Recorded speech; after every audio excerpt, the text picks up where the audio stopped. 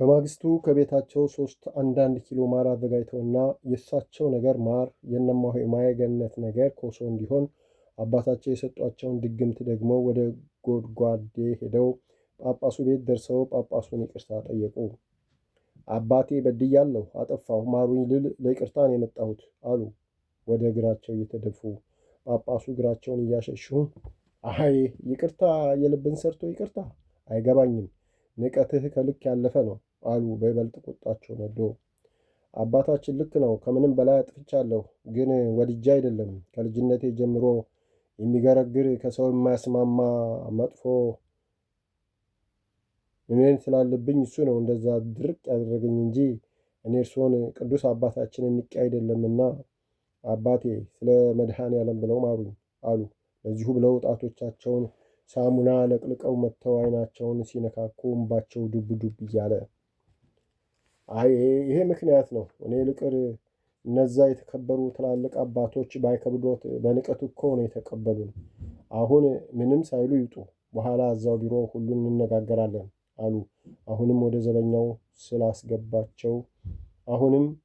ዘበኛው ስላስገባቸው በቁጣ እየተመለከቱ አባቴ ስለ ወላዲተ አምላክ ስለተሰቀለው ጌታ አዎ አጥፍቻለሁ፣ ልጅ ያጠፋል አባት ይምራልና እንደ ፈጣሪ ሆነው ማሩኝ አሉ ተንበርከከውና ሁለት እጃቸውን ጳጳሱ ዘርግተው። ያ በሳሙና ቃጠሎ መከራውን የሚያይናቸው እንባውን እየወረደ ይህንም ማሰብ ቀድሞ ነበር። አሁን ባለቀ በደቀቀ ነገር ላይ መነጋገር ዋጋ የለውም። ስለዚህ ለይቅርታም ለሁሉም እዛው ቢሮ እንገናኝ አሉ። ግን የመምህሩ አሳዛኝ ልመናና እንባ ውስጣቸውን እየረበሻቸው የለም አባቴ፣ ሳትምሩኝ ይቅር ሳትሉኝ ከዚህ ቦታ አልነሳም። እርስዎ የብዙሃን አባት ነዎትና የበደልኩ ልጆን ማሩኝ። አጠፉ ጥፋት አጥፍቻለሁ፣ ግን ስለ ፈጣሪ ብለው ይማሩኝ አሉ በእጃቸው ዓይናቸውን እንደ መጥረግ እየነካኩ ያቆመውን እንባ ለማስቀጠል። አባቴ የበደሉት ያስቀየሙት እኔም ብቻ አይደለም፣ እነዛን ቅዱስ አባቶችና ስራ አስኪያጁን፣ ጸሐፊው፣ እነዛን የቅዱሳን እህቶች ጭምር ነው። በደለው ቀላል አይደለም። ገዳም ወጥተን እንኳ ማንንም እንዳናገኝ ነው ያሴሩት። ስለዚህ እኔ ብቻዬን ይቅርታ ለማድረግ አልችልም። የተበደሉ ብዙ ናቸውና ይልቅ ጊዜዎትን አያጥፉ፣ ይነሱና ይሂዱ አሉ እንደተኮሳተሩ። ልባቸው ግን አዝኗል። አባቴ ፈጣሪ አይለመነኝ፣ መጀመሪያ እርሶ አባቴ ማሩኝ እንጂ ሁሉንም በያሉበት ሄጄ እግራቸው ላይ ወድቄ ይቅርታ ጠይቃለሁ። እሞሃይም እግር ላይ ወድቄ ማሩኝ ይላለሁ። ብቻ እርሶ ይቅር ይበሉኝ አሉ የእንባቸው ምንጭ እንዳይደርቅ አሁን ዓይናቸውን እየነካኩ። ጳጳሱ ውሸታቸውን ነው እንጂ ጨካኝ ለመምሰል የሚሞክሩት ሰው እንኳ እንዲህ ተንበርክኮ እንባውን እየዘራ ይቅርታ ጠይቆ ይቅርና እሳቸው ሲቆጡ ፈርቶ አንገቱን ከደፋና ከተሽቆጠቆጠ አንጀታቸው አይችል ራሳቸው ጠርተው ይቅር ብለው መክረውና ጉርሻ ሰጥተው ነው የሚያሰናብቱት። አሁንም የሰውየው ድፍረትና ንቀት ሁለተኛ እንዳይደገምና በእሳቸውና በእነ አባ ያደረጉት ወደፊት በሌላ እንዳያደርጉት ለማስጠንቀቅ ጭምር እንጂ ከረር ያሉት ውስጣቸው ይቅርታውን የተቀበለው ገና ከመጀመሪያው ነበር። የሚገርመኝ ይቅር ማለትን ያላወቀ ሰው ሲለመን እሺ ማለትን ያላወቀ ሰው እንዴት ይቅርታ ይጠይቃል? እንዴት እሺ በሉኝ ይላል አሉ በሆዳቸው አባ ጽጌ እንደዛ እግራቸው ወድቀው ሲለምኗቸው እምቢ ያሉትን አስታውሶ። በሉ እውነት ሆኖ ሁሉን እንደዚሁ ጥፋቶትን አምነው ይቅርታ ከጠየቁ ጥሩ ነው አሉ ለዘብ ብለው። አባታችን ይመኑኝ፣ እመቤቴና መድኃኔዓለም ምስክር ይሁኑኝ። አባቴ ቅድስናው ይመስክርብኝ። ሁሉንም በያሉበት ሄጄ እግራቸው ላይ ወድቄ ይቅርታ ጠይቃለሁ። እርስዎ ብቻ ይቅር ይበሉኝ አሉ ከተንበረከኩበት ተነስተው እግራቸው ላይ ወድቀው እንባቸውን የጳጳሱን እግር እስኪያርስ እየወረደ ኧረ በቃ ይቅር ብያለሁ፣ ተነሱ፣ በቃ እንዲህ ያለ ነገር ወደፊት እንዳይደገም እንጂ የአሁኑ ምሬያለሁ አሉ ጎንበስ ብለው እያነሷቸው። መምህሩ እሺ አባቴ፣ ሁለተኛማ እንዲህ ያለው ነገር መደገም አይደለም አይታሰብም ብለው ዓይናቸውን በጋቢያቸው ጠራረጉና አባቴ አደራ ከልቦ ማሩኝ፣ መቼም ሰው ሆኖ የማይበድል የለም አሉ ጳጳሱን በፍርሃት መልከት እያሉ። መቼም ግማሽ ይቅርታ የለም፣ ይቅርታ ነው አሉና መስቀላቸውን አሳለሟቸውና በሉ ወደ ውስጥ እንግባ ብለው እሳቸው ቀድመው ገቡና ወንበራቸው ላይ ቁጭ አሉ። መምህሩ ተመስገን ብልጦኜ ባልፈጥን ጉድ ሆኜ ነበር ማለት ነው እያሉ በልባቸው ማሩን ወዳስቀመጡበት ጥግ ሄዱና 5 ኪሎ በሚይዝ ጣሳ ተሸፍኖ የተቀመጠው ማር በክብር ይዘው ገቡ። ጳጳሱ ይዘው ወደ እሳቸው ሲጠጉ ዕቃውን በትኩረት ተመለከቱና ምንድን ነው እሱ አሉ ኮስተር ብለው። ማር ነው ማር አባቴ አሉ ለመስጠት እጃቸውን እየዘረጉ። ምን ማር እና ምን ላድርገው? ጉቦ መሆኑ ነው አሉ እንደገና ቁጣቸው አገርሽቶ ወደ መምህሩ አፈጠው። መምህሩ ደንግጠው ወደ ኋላ ሽሽት እንደማለት ብለው ጉቦ? የምን ጉቦ አባቴ? ይሄ ፈጽሞ አይደረግም። እኔ አይበድሉ ስለበደልኩ የጥፋቴ ካሳ ባይሆንም እንዳው ከቤቴ ያገኘሁት አባቴ ይቅመሱልኝ ብዬ ነው አሉ እየተሽቆጠቆጡ። ያው ነው እሳት ካየው መለየው አሉ። ያው ጉቦ ነው። ስለዚህ በፍጹም አልቀበልም፣ በፍጹም አሉ እየተቆጡ። አባቴ ኧረ በቤዛዊት ዓለም በጭንቅ አማላጇ እኔ ጉቦ የሚባለውን ነገር ፈጹም አላሰብኩም። ምን ነው አባቴ ልጅ ለአባቱ በረከት አያመጣም እንዴ? ወይስ ከልቦ ይቅር አላሉኝም አሉ። አሁንም ያንን የፈረደበትን ዓይን በእጃቸው ነካ አድርገው እንባቸውን እየተንጠባጠበ ወይ ፈተና! እኔ በሕይወቴ ከእንደዚህ ያለ ነገር በቀር ይመጠላ የለም። ለምን ይህ ለምን አስፈለገ? አሉ ተጨንቀው እንባቸውን ላለማየት ዓይናቸውን እያሸሹ። ምን አለበት አባቴ ከራሱ ቤት የቆረጥኩት ትኩስና ንጹሕ ማር ነው። ይሄ ለእርሶ ለአባቴ ቢያንስ እንጂ አይበዛ። ይልቅ አባቴ ደስ ብሎት ይቀበሉኝ አሉ። መለዘባቸውን ሲያዩ ይዘው ወደ እሳቸው የተጠጉ። በሉ ያስቀምጡት። ሁለተኛ ግን እንዲህ ያለ ነገር እንዳይደገምና እንዳንጣላ እኔ እንዲህ ያለ ነገር አልወድም አሉ የማሩን ዕቃ በመጸየፍ እያዩ። እሺ ብፁዕ አባቴ አይለምደኝም፣ ይህንንም ስለተቀበሉኝ አመሰግናለሁ ብለው ፊታቸው ቁጭ አደረጉት። ጳጳሱ ሲያጨበጭቡ ረዳታቸው መጣ። ይህን ዕቃ ወደዚያ አድርግና ቁርስ አምጣ አሉ በመስቀላቸው ማሩን እየጠቆሙት። ብፁዕ አባቴ ይቅርታ ያድርጉልኝና እኔ ቁርስ ይቆየኝ፣ ወደ ሥራ አስኪያጁና ጸሐፊው ቤት ልሂድ፣ ቢሮ ሳይገቡ ልድረስባቸው፣ ይቅርታ ልጠይቃቸው አሉ እንደተቆጡት ልጅ እጃቸውን እያፍተለተሉ። መምህሩ ወደ ገዳም ገስግሰው ሲደርሱ የእማሆይ ማየገነት ቤት በቁጭትና ቆይ ነገር በሚል ዛቻ ገላመጡና እማሆይ አጸደ ጊዮርጊስ ቤት ገቡ። የመምህሩ ቤቷ መመላለስና ወዳጅነት ከምንም በላይ ያስደስታት እማሆይ ከሁሉ በላይ ነኝ ብላ ምድር አልበቃ ብሏታል። መምህሩ እንደገቡ እግራቸውን ታጥበው የተለመደውን ጠላ፣ ወፍራም ቡና ቀረበላቸው። ምግብ ጳጳሱ ጋር ድህን አድርገው ስለተመገቡ አልፈለጉም።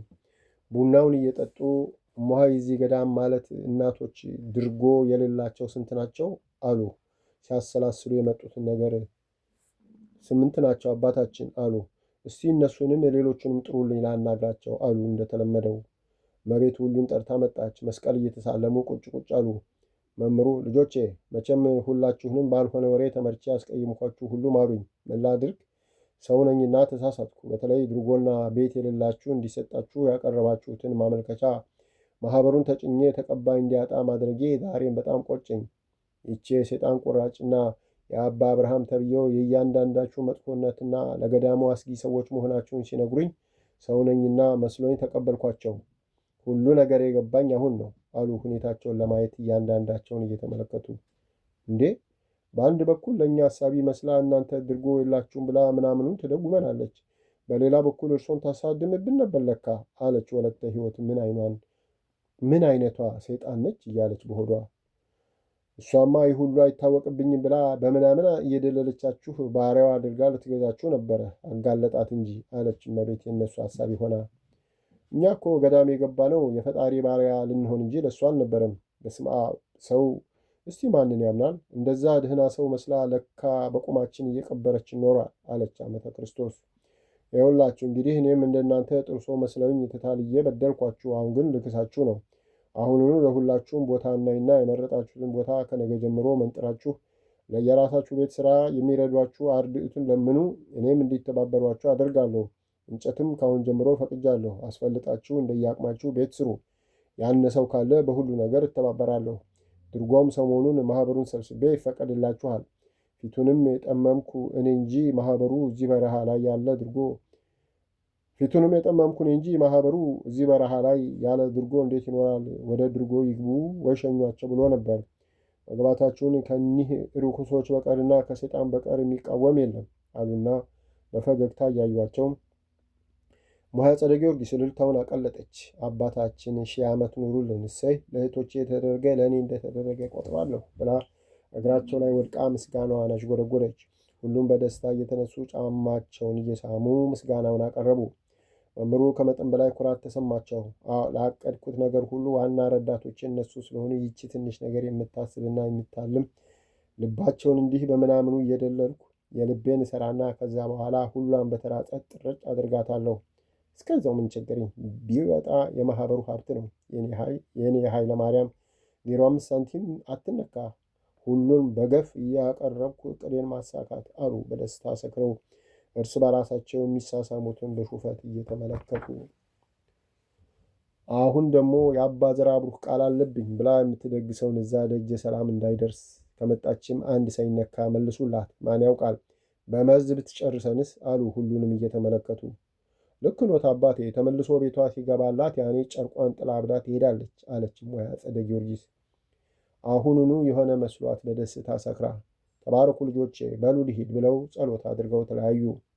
እማሆይ ሀረገወይን አቤት ፈጣሪ፣ እንደው የነሱን አይተህ ይህን ገዳም እንዳታጠፋ አደራ አሉ የፈጣሪን ቁጣ ፈርተው። እማሆይ ሀረገወይን ከነ እማሆይ ይመኙሻል ጋር አጥራቸው የተያያዘ ስለሆነ እርስ በርስ መገናኛ በአጥር በኩል መሿለኪያ ስላላቸው ቀን ቀን ለሰው ይምሰል የተኳረፉ መስለው ይተያያሉ። ማታ ሁሉ ሲተኛ በዛች በአጥር መሿለኪያ ተገናኝተው ስለ ቀን ውሎና አዲስ ነገር ካለ ይነጋገራሉ። ዛሬም ሰዓቱን ጠብቀው እማይመኙሻል ቤት አራቱም ተገናኝተው በስብሰባው የተወራውን እማሆይ ሐመልማል ከነገሯቸው በኋላ እማሆይ ማየገነት ደግሳ ሲመለስባት እንዳታዝን ድግሱን እንድትተው ነገ ሌሊት ወደ ቤቷ በሹልክታ ገብተው ሊነግሯት ወሰኑ። ጠዋት ላበበች የጓሮን በር ማታ ክፍት እንዲያደርጉ ለመንገር ከተወያዩ በኋላ በመጡበት አኳኋን ኮሽታ ሳያሰሙ ወደየቤታቸው ገቡ። አበበች ጠዋት ቤተ ክርስቲያን ስትሄድ እንደተመከረችው እነ እማሆይ ያሉበት አካባቢ በቅርብ ርቀት ትቆምና ቀስ ብላ የሁሉንም ዓይን ሰረቅ አድርጋ ታያለች። በዓይናቸው የሆነ ጥቅሻ ካሳዩት ቀስ ብላ በጥንቃቄ ጥቅሻዋን ወደ አሳዩት እማሆይ ትሄድና በማያስነቃ መልኩ አጠገባቸው ትቆማለች። እነሱም አጠገባቸው ቀረብ ማለቷን ሲያዩ የጻፉትን ወረቀት የቆሙበት ቦታ ቀስ ብለው በዘዴ ጥለው እሷን እንደመሸሽ አድርገው ፈቀቅ ይላሉ። አበበች ወደ እነሱ ሄዳ ቁጭ ትልና በጥንቃቄ ወረቀቱን አንስታ እሷም ይዛ ከሆነ አስቀምጣ ማስቀመጧን በጥቅሻ ነገራቸው ትሄዳለች። እሷ ከሄደች በኋላ ወደ ቦታቸው ተመልሰው ቁጭ ይሉና ወረቀቱን ይወስዳሉ። ምንም መልእክት ከሌለ በፈገግታ ተያይተው ይለያያሉ። አበበች ወደ ቤት ተመልሳ ወረቀቱን ለእማሆይ ሰጠች። ሌሊት በተለመደው ሰዓት እንመጣለን ይላል። ወይ መከራ፣ ደግሞ ምን መጥቶ ይሆን አለችና እስቲ ለበጎ አድርገው ብላ ወደ ጸሎቷ ተመለሰች። ሌሊት የጓሮ በር ክፍት ስለሆነ እነ እማሆይ በተራ በተራ በጥንቃቄ እየተራመዱ እማሆይ ገነት ጸሎት ቤት ተሰባሰቡና ድምፃቸውን ዝቅ አድርገው ስለ ድግሱ ተወያዩ። እማሆይ ማየገነት የአባቴን ቃል ሳልሞት አልጥስም፣ ስለዚህ እንደ በፊቱ በብዛት ባይሆንም ደግሼ ደጀ ሰላም አወጣለሁ እንዳሉት ከመለሱት ፍዳው በራሳቸው ነው። ሰው ባይበላው በስማቸውና በእመቤቴ ስም ለጦጣና ለዝንጀሮ ለወፎች እዘክረዋለሁ እንጂ አልተውም አለች በቁርጠኝነት። ጥሩ፣ ለምን መለሱ ብልሽ አትናደጂ፣ አትበሳጭ እንጂ አድርጊው እንዳልሽው ፈጣሪ ፍዳውን በቦታ ያሳርፍ ብለው ብዙ ተጫውተው ጸሎት አድርገው እንዳመጣጣቸው ወጥተው ሄዱ። እማሆይ ማየገነት የአበበች እናትና ወንድም እየረዷት መጠነኛ ድግስ ደገሰች። የእመቤታችን በዓል ጥር 21 የዋለው ሮብ ቀን ስለነበር አባ ምስጢረ ሥላሴ ማታ መጥተው እማሆይ ማየገነት ቤት እዛች የተለመደች መደዳቸው ላይ ወጥተው ሲጸልዩ አደሩ። እማሆይ እሳቸውን መምጣት ስታይ ደንገጥ አለችና የሆነ ነገር አለ ማለት ነው፣ ፈጣሪ እናቴ እመቤቴ አደራ ለበጎ አድርጊ ብላ ስራዋን ቀጠለች። እማሆይ ማየገነትና የአበበች እናት የድግሱን ወጥ ሲሰሩ አደሩ። ወጡ ተሰርቶ እንጀራው ዳቦ ተጋግሮ ሁሉ ዝግጁ ሆነ። የቅዳሴ ሰዓት ሲደርስ አበበች ሂጂ አስቀድሽና አሜን ሲባል ነይ ከወንድምሽ ጋር ተባብራችሁ ትወስዳላችሁ አለቻት።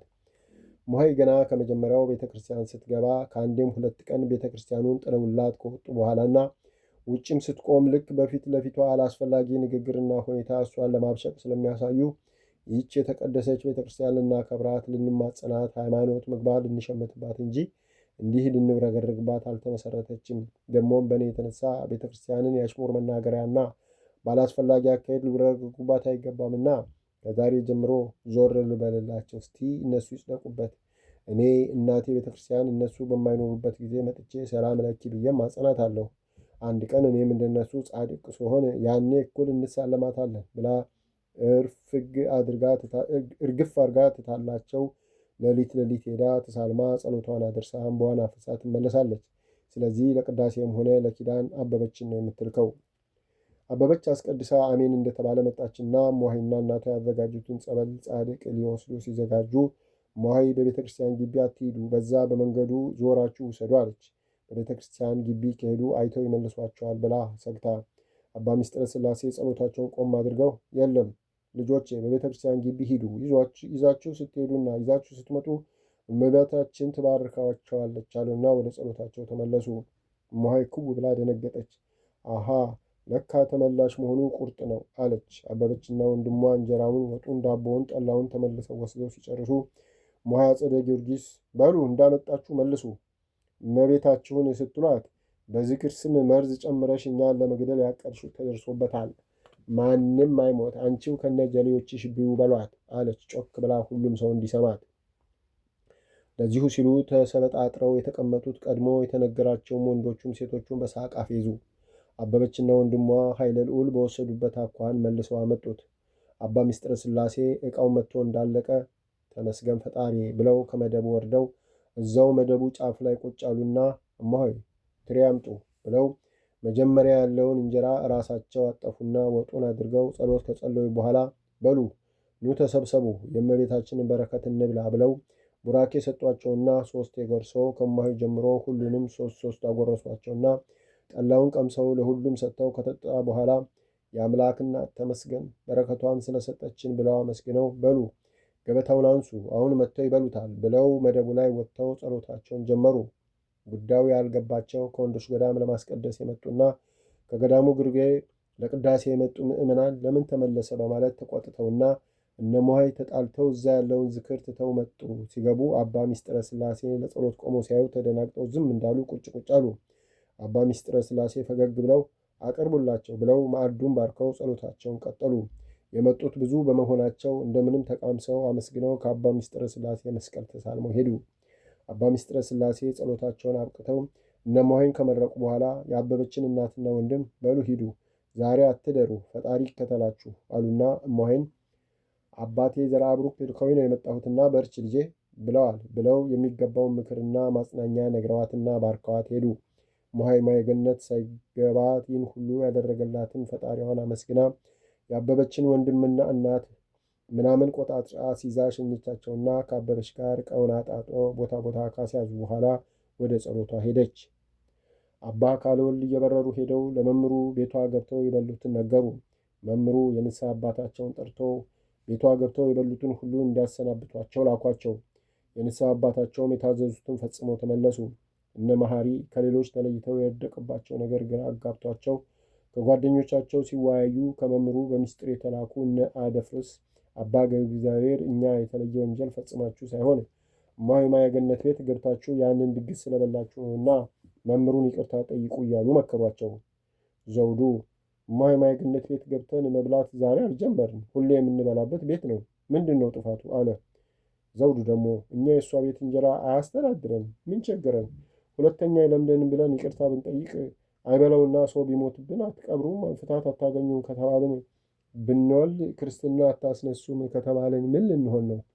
እሷ አትፈታ አትቀብረን፣ ክርስትና አታነሳለን። ስለዚህ ይሄ በችግራችን ሁሉ ከሚደግሙብንና ከሚረዳን ገዳም ከመጣላት ይህ በችግራችን ሁሉ ከሚደጉመንና ከሚረዳን ገዳም ከመጣላት ያለ ነፍስ አባትን ከመኖር ይቅርታን ጠይቅ አለ። ሚስቱ ድርስ እርጉዝ ስለሆነች ከወለደች ይት ክርስትና ላስነሳ ብሎ። አበበ እውነቱን ነው፣ ይቅርታ መጠየቅ ይጠቅመናል አለ መኳንንት። ወይ ጉድ! እስቲ የራሳቸውን ጉዳይ ራሳቸው እንደመጨረስ እኛ ምን አድርጉ ይሉናል። እስቲ አንድ እናት ቤት ገብቶ መብላት ወንጀል ሆኖ ይህን ያህል ብትሞቱ ፍታት አንፈታም አንቀብርም ብትወልዱ ክርስትናን አነሳም አሰኝቶ ከልጅነት ያስወጣናል አለ ደምስ። በቃ ባካችሁ መነታርኩ ቀርቶ የተባለውን ይቅርታ ጠይቀን እንገላገል። የእነሱ ጉዳይ እነሱ ነው፣ እኛ ብዙ ስራ አለብን። መነኩሲቷንም ሆነ እነሱን ስራቸው ያውጣቸው አለ ብዙነህ። አደፍርስ በቃ ብዙነህ ልክ ነው፣ እኔ ሄጄ ቀጠሮ አሲዝና ይቅርታ ጠይቁ፣ የእነሱ ጉዳይ የራሳቸው ነው አለ። ይህን ካደረገ ዳጎስ ያለ ነገር ታገኛለህ ስላሉት ያችን በጉጉት እያሰበ በቀጠሮ ቀን ጽሕፈት ቤት ስብሰባ ተደረገ። መምሩ በእርግጥ እናንተ ባለማወቅ ያተደረጋችሁት ነው። እሷ በአባታችን ስም ከመነገቷም ሌላ እግዚአብሔር ያሳያችሁ። ይህ ገዳም ልጆቻችሁ መንፈሳዊም ስጋዊም ትምህርት የሚያገኙበት፣ አባትኖቻችሁ ወደ ገዳም ተጠግተው መልኩሶ የሚጠሩበት፣ እናንተ ቢርባችሁ የምትበሉበት የምትጠጡበት፣ ቢቸግራችሁ የምትረዱበት፣ መከራ ቢመጣባችሁ ሸሽታችሁ የምትጠለሉበት፣ እርዳታ ብናገኝ ተካፋፍላችሁ የምታገኙበት ገዳም ነው። ታዲያ ይህ ገዳም ከዛ በቁባቷ ከአባ አብርሃም ጋራና ከቤተሰቦቿ ጋር በመተባበር ለዚህ ለተቀደሰ ገዳም ከእርዳታ ኮሚሽን ተፈቅዶ የወጣውን 2 መኪና ከነሙሉ ተሳቢው የተፈቀደልንን እርዳታ በገዳሙ ላይ ዝንጀሮና ጦጣ በቀር ሰው የለበትም ብላ አሳገደችብን። ይታያችሁ፣ በእነሱ ቤት እኔም እናንተም መላው ማህበር ከእነሱ በቀር ዝንጀሮና ጦጣ ነን ማለት ነው አሉ ስሜታቸውን ለማወቅ ትንሽ ዝም እያሉ። ጉድ ጉድ! ይህን የሚያደርጉ እኚህ ቅዱስ ብለን የምናከብራቸው እማሆይ ናቸው አለ ንጉሡ በመገረም። ጠላቴ ቅዱስ ይሁን ይቺ አታላይ በአባ ዘርአብሩክ ስም እየነገደች ከአቅሟ በላይ ተንጠራራች አሉ አባ አካለ ወልድ። አይ እኛ ይሄ መሆኑን ባለማወቅ አንዴ ገብተን በልተናል። ሁለተኛ ቤቷ መግባት አይደለም ስሟ ፊታችን አይጠራም። እንደውም እሷን በተመለከተ የምንተባበረው ካለ ወደኋላ አንልም። ብቻ አሁን ይቅርታ ይደረግልንና እንደ ቀድሞ በአባትና ልጅነት እንኑር አለ የተመከረው አደፍርስ። ከመቀመጫው ተነስቶ እሱን አይተው ሁሉም ብድግ አሉ። መጋቢው ጎሽ፣ ይሄ ነው የክርስቲያን ወጉ፣ የአባቶችን ቃል መስማት፣ ላጠፉት ጥፋት ይቅርታ መጠየቅ። በሉ አባታችን እግር ስር ይውደቁ አሉ። እሳቸውም ወደ መሬት እያጎነበሱ እሺ ብለው ሁሉም እኔ ልቅደም እኔ እያሉ እግር ላይ ለመውደቅ ተሽቀዳደሙ። መምህሩ በኩራት ተወጥረው በቃ ሁላችሁንም እራለሁ፣ ከአሁን በኋላ ግን እሷ ቤት የገባ ከእሷ የተወዳጀ ሁለተኛ ምሕረቱን አያገኝም አሉ ኮስተር ብለው። አረ አባታችን መወዳጀት አይደለም በሯን በሙሉ ዓይን የሚያይ የለም። ቅድም እንዳልኩትም የምንታዘዘውም ካለ ለመፈጸም ዝግጁ ነኝ አለ ከመምህሩና ከመጋቢው ጋር። ይኸው ፈቃዳችሁን አድርጌያለሁ እጃችሁ ከምን በሚል ስሜት እየተያየ። በሉ ተቀመጡ ብለው ቀድሞ ለዚሁ የተዘጋጀው ምግብና ያ የእሳቸውን ነገር አጣፍጦ የማሆይን የሚያመራው ተቀምሞ የተዘጋጀው የማር ጠላ እየቀረበ መምህሩ አሁን የጥቃት ጦራቸውን ወደ ሰይፈ ሚካኤል አነጣጠሩ። ከመጋቢው ጋር በሚስጥር ከተመካከሩ በኋላ ሰይፈ ሚካኤል ከጋጋሪነት ወደ አህያ ጠባቂነት እንዲዘዋወር ታዘዘ። ሰይፈ ሚካኤል ደነገጠ። አህያ ጠባቂ ከሆነ ጠዋት ወጥቶ የሚገባው ማታ ነው። ታዲያ አባቱን ማን ያይለታል? መጋቢውን የአባቱን ነገር እያነሳ ተለማመጠ። እኛ ስለ አባትህ አናውቅም፣ ከማህበር ውጭ ናቸው። ስለዚህ ማህበሩ ያዘዝህን እምቢ ካልክ ጥሩ፣ ለማህበር አቅርቤ ይወሰንበታል አሉ ቁርጥ ባለ አነጋገር። በትህትና ሊያስረዳ ቢሞክርም ሰሚ አጣ። ማታ ጨለም ሲል ሰው አየኝ አላየኝ ብሎ እየተሽለኮለከ እማሆይ ገነት ጋር መጥቶ ሁኔታውን ነገራት። እማሆይ ስትፈራውና ስትሰጋበት የነበረው ጉዳይ በመሆኑ አዘነች። ግን አውታ ውርዳ ይኸውልህ ሰይፈ፣ እኔ በአንተ በኩል ዝምታቸው የሆነ ተንኮል እስከሚያስቡ ድረስ እንደሆነ ገምቼ ነበር። አሁንም አህያ ጠብቅ መባሉ የሆነ ደባ ውስጡ እንዳለ ይሰማኛል። እናም እሺ ብለህ ጠብቅ። ግን አደራ በምልህ ጥንቃቄ አድርግ። ጫካን ተገን አድርገው እንዳያጠቁ ከከብት ጠባቂዎች አጠገብ አትራቅ። ጠዋት ስትሄድም ሆነ ማታ ስትመጣ ከእነሱ ጋር ተጠባብቀ ይሁን። አደራ። በተረፈ የአባት ነገር አያሳስብህ። ከዚህ የምትወስደውን በጠዋቱ ተነስተ አሟሙቀህ ቁርሳቸውን በደንብ መግበህ ምሳቸውን አጠገባቸው አድርገህ ፖፖ አግብተህላቸው ከውጭ ቆልፍባቸው ሂድ። እሳቸው ከሰለጠንን ሰው ይበልጣሉ። ሁሉ ስለሚገባቸው አይከፋም። በቃ ያው የአህያ መጠበቅ ተራ በየ14 ቀን ስለሚቀየር ለ14 ቀን በዚህ ዘዴ ተጠቀም። ግን ደግሜ ደጋግሜ አደራ የምልህ ተጠንቀቅ። ከእረኞች አትራቅ። አጠራጣሪ ነገር ካየህ ፈጥነህ እረኞቹን ተጣራ ብላ መክራና አረጋግታ ሸኘችው። እማሆይ እሱን ሸኝታ እመቤቴ እባክሽ በእኔ የተነሳ ምንም ጉዳት እንዳይደርስበት በክንፈ ረድኤትሽ ጥላ ሰውሪልኝ። እነኚህ ያለሱ ማንም ስለሌላቸው ስለ ደካማ አባቱ ብለሽ ራሪለት አለች ስዕለ ማርያም ስር ተደፍታ እየተንሰቀሰቀች። ሰይፈ ማታ ከእረኝነት ሲመጣ አህዮቹ ሲቆጠሩ 6 አህያ ጠፍቷል። ሰይፈ ሚካኤል ደነገጠ። እነሱ ቀድሞ ያዘጋጁለት ወጥመድ ስለነበረ የት ውለህ ነው አህዮቹን ጥለው የመጣ ብለው ከግራ ከቀኝ አዋከቡት። ኧረ የትም አልሄድኩም፣ ከሰው ጋር ነው አብረን የዋል ነው አለ ወደ ከብት እረኛው እያመለከተ። በስመ አብ፣ አንተ የት ነው አብረን የዋል ነው? ቀድሞ ቀኑን ሁሉ የት ነበርክ? አህዮቹን ትተህ እማሆይ ጋር ልሂድ ብለህ አልሄድክም? ተው፣ አህዮች ይጠፋሉ ብልህ የራሳቸው ጉዳይ ልም ይበሉ ብለህ ሄደህ አሁን ገና አይደለም የመጣኸው አለ ድርቅ ብሎ። ሰይፈ ክው ብሎ ደንግጦ ሲያቆየና እኔ ዛሬ ከጠገብህ ተለየውህ አለ የሚሰማው እውነት አልመስለው እያለ። ማህበሩ ያሰማራህ እንድትጠብቅ እንጂ አህዮችን ሜዳ በትነ ሴት ቤት እንድትውል ነው ብለው ከግራ ከቀኝ አዋከቡት። መጋቢው በቁጣ ፈረስ ተጭነው ዱላቸውን እየነቀነቁ በሉ ሳይመሽ ደውሉና ማህበሩ ወጥቶ ይፈልግ፣ እኒህ አህዮች ይጥፉና እዚህ ትኖራታለህ ብለው እየዛቱ ደውሉ ተደውሎ መላ ማህበር ወጥቶ ፍለጋው ቀጠለ። አህዮቹ አልተገኙም። ከገዳሙ ግርጌ ካሉ ምዕመናን በሌብነቱና በጭቃኝነቱ የታወቀውን አደብር ስመክረው አህዮቹን ወስዶ ደብቋቸው ነበርና ሊገኙ አልቻሉም። መምህሩ ይህን ስራ አቀነባብረው እኔ የለሁም ነበር ለማለት በጠዋት ጤና አዳም ሄደዋል። አህዮቹን ሊፈልጉ የተሰማሩ ሁሉ ስለጨለመ ወደየቤታቸው ገቡ። ሰይፈ ነገሮቹን ሁሉ ግራ ስላጋቡትና ሁኔታው ስላላማረው ወደ አባ ጸጋ ሥላሴ ሄዶ ነገራቸው። አባ ጸጋ ሥላሴ በሁኔታው በጣም አዝነው ሲያስቡ ቆዩና ልጄ ይህ እነሱ ያቀነባበሩት ሴራ ነው። መምህሩን ለተንኮል ይመስለኛል ጤና አዳም የወረዱት። ስለዚህ ሁኔታው አስከፊ ነውና በሌሊት ተነስተህ ወደ አባ አብርሃም ሄደህ ሁኔታውን አስረድተህ ለቤተ ክህነቱ አመልክትና መፍትሄ ፈልግ። ከዚህ ሌላ የሚያዋጣህ ነገር የለም ልጄ አሉና እምባና ልክ እየተናነቃቸው አባቴስ አለ። አባትህ ምን ይሆናሉ ልጄ? አንተ እስክትመጣ አረድ እንዲደረግላቸው እኔ አሳስቤ ድህና ፈሪያ እግዚአብሔር ያለው ሰው እንዲረዳቸው አደርጋለሁ። እኔም አያቸዋለሁ። አንተ ነገሩ ሳይከፋ ቶሎ ራስን አውጣ፣ ሁኔታቸው አላማረኝም አሉ በስጋት እቅፍ አድርገው። ስቅስቅ ብለው አለቀሱና ልጄ ለወንድም ለእህትህ ፍቅር ብለህ ነውና ይህ ሁሉ መከራ የደረሰብህ፣ እሱ የፍቅር አምላክ ይከተልህ ብለው ጸለዩለትና 50 ብር ሰጥተው ሸኙት። ሰይፈ ሚካኤል ወደ አባቱ ሄዶ አባቱን አቅፎ ሲንሰቀሰቅ ቆየና አባቴ አህዮች ጠፍቶብኝ ማህበሩ ስለተቆጣ መሄዴ ነው። አምላክ ረድቶኝ ነፃ አውጥቶኝ ወደ አንተ እንድመለስ ጸልይልኝ አለ። አባቱ አሁን 98 ዓመት ስለሆናቸው ጃጅተዋል። ጆሯቸውን ብዙ አይሰማ። ከአልጋም መውረድ ካቃታቸው ወራት ተቆጥረዋል። ሰይፈ አባቱን ትክ ብሎ አይቶ አንጀቱ ተላወሰ። ወይኔ ከደህና ቤትህ አውጥቼ እስከ መጨረሻው ሳልጦርህ በዚህ ሁኔታ ትቼ ሊሄድ ነው አለና ወደ ጓሮ ዞሮ ስቅስቅ ብሎ አለቀሰና ተመልሶ መጥቶ አባቱን አየና በል አባቴ ደህና ሁን፣ አምላኬ ከረዳኝ ዳግም አያለሁ፣ ቆሜም እቀብርሃለሁ፣ ካላለኝም ጥዬ በመሄዴ አትዘንብኝ አደራ ብሎ አባቱን አገላብጦ ስሞ በለበሰው ልብስ ብቻ አንድ ነገር ሳያነሳ ከውጭ ዘግቶባቸው እምባውን እንደ ውሃ እያፈሰሰ ወደ እማሆይ ሄደ። እማሆይ የሆነ ሁሉ ስትሰማ እምባውን መቆጣጠር አቅቷት በቃ የፈራሁት ደረሰ፣ አንተም በእኔ በድለ ቢስ ጦስ መሄድ ነው አለች እየተንሰቀሰቀች። እማሆይ አንቺ ምን አጠፋሽ? ራስሽም መከራ ውስጥ ነው ያለሽው አለ እሱ ምን እያነባ። እንዲህ ስላቆሱ ቆዩና እሺ አሁን ምን ይሻላል ትላለህ? ድሮ መላ ከሷ ያገኝ የነበረው አሁን መላ ጠፍቷት አባ ጸጋ ሥላሴ ሂድና ለቤተ ክህነቷ አመልክት አሉኝ አለ እምባው እየወረደ።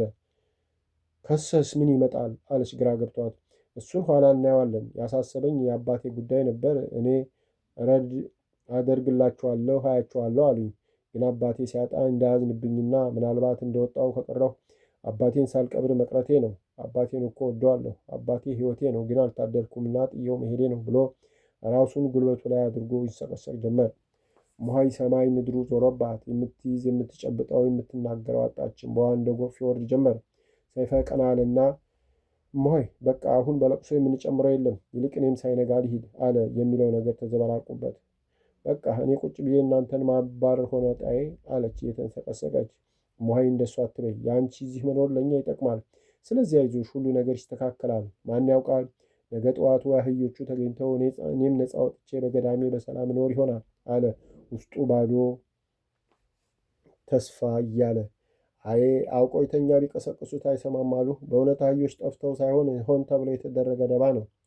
በቃ ሂድ አይንጋብህ፣ አልከተልህ፣ አልረዳህ፣ እንዴት ላድርግህ ብላ አንገት ለአንገት ተያይዘው ሲላቀሱ ቆዩና በቃ ሊሂድ በጸሎትሽ አትርሽኝ አለ እምባውን እየጠራረገ። እማሆይ እየተንሰቀሰቀች 100 ብር አውጥታ ሰጠችውና ደህና ሁን እሱ ይከተልህ ብላ ሸኝታውና ወደ ስለ ማርያም ተመልሳ መቤቴ ምን ነው ምን ብዬሽ ነበር? ምን ነው እማዬ ኃጢአቴን ተቆጣጠርሽ ብላ ስዕሏ ስር ተደፍታ እምባዋን ወደ ስዕሏ እየረጨች ተንሰቀሰቀች።